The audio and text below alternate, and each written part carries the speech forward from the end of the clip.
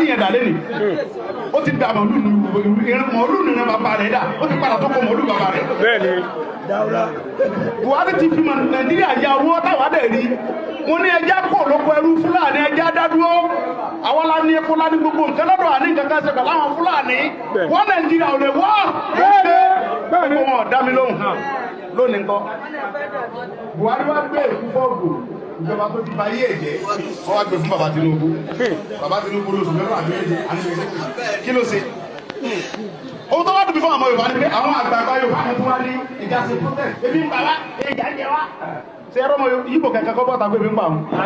wọ́n ti lé gbogbo Fúlàní kúrò lórí ilẹ̀ wọn wọ́n ń dàkọ wọ́n ti ṣe gbogbo nǹkan tó wù wọ́n Ìgbò ti lé gbogbo kúrò lórí ilẹ̀ wọn wọ́n ń dàkọ ń bẹ̀rẹ̀ pẹ́tẹ́ ní wọn ò lè ké èkó ní sọ pé ebi ń bà wọn kí ló dé táwọn ò lè fọ́ sọ ọ̀pọ̀ kálẹ̀ wọn kúrò lórí ilẹ̀ bàbá wọn káwọn bàbá wọn ráyè dáko wọn ráyè lọ bí. So I can assure you that Chief Sunday Igboho is back, and he's coming in here with new narrative, new engagement. You know, yes, I mean everybody's bubbling now, plus celebrating, and they're happy.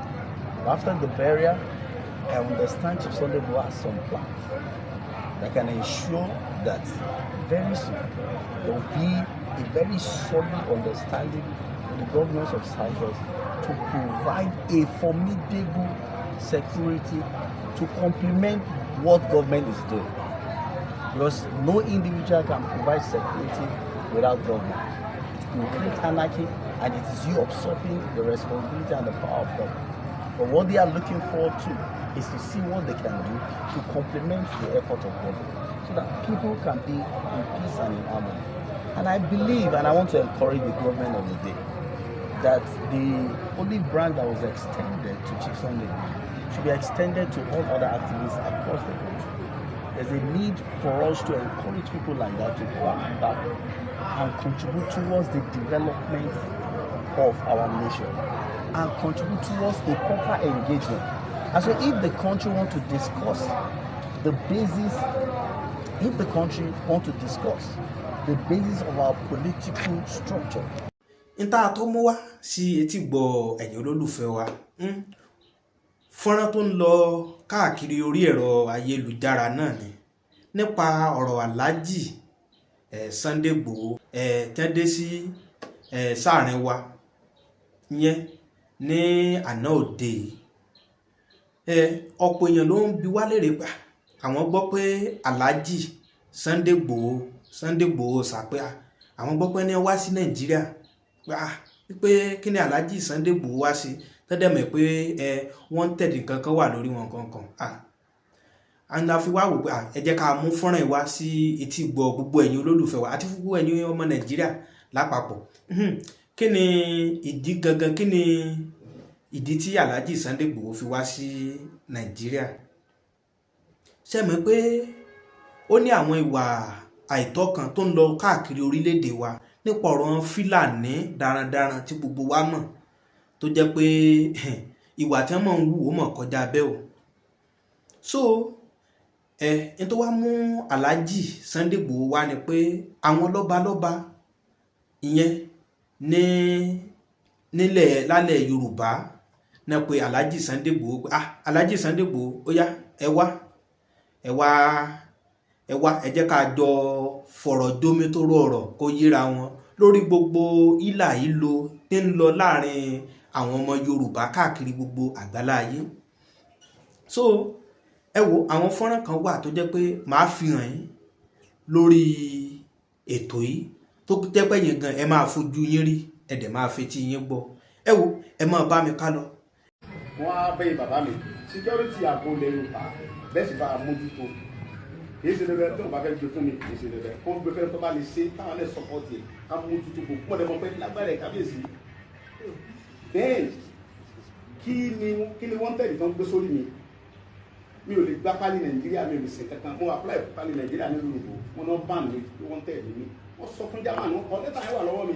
tí Nigerian government embassy kọ sí German government pé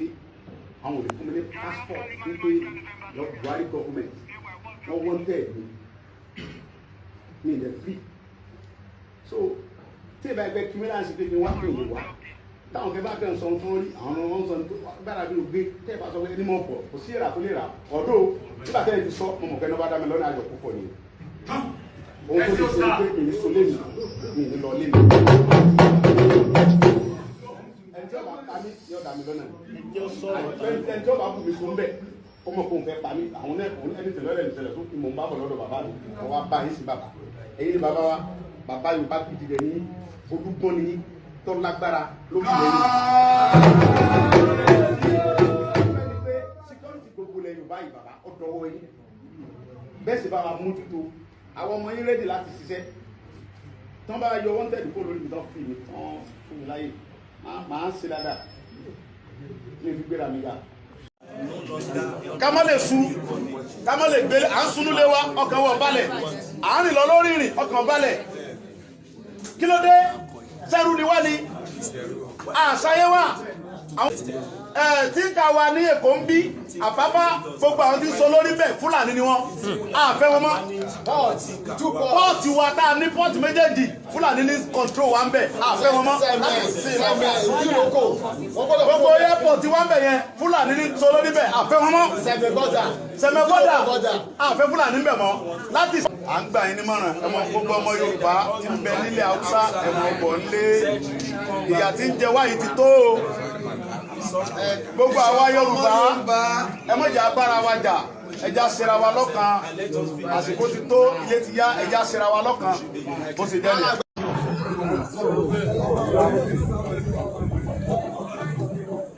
Gbòòsà.